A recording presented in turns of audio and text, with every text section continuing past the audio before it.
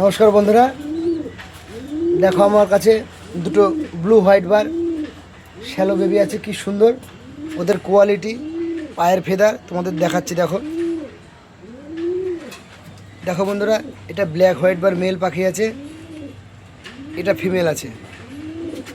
অসম্ভব সুন্দর কোয়ালিটি। দেখো বন্ধুরা, এটা ফিমেল, নো মিস মার্কিন। এটা মেল, দেখো এটাও নো মিস মার্কিন। তা বন্ধুরা, এই শ্যালো পাখি কাদের ভালো লাগে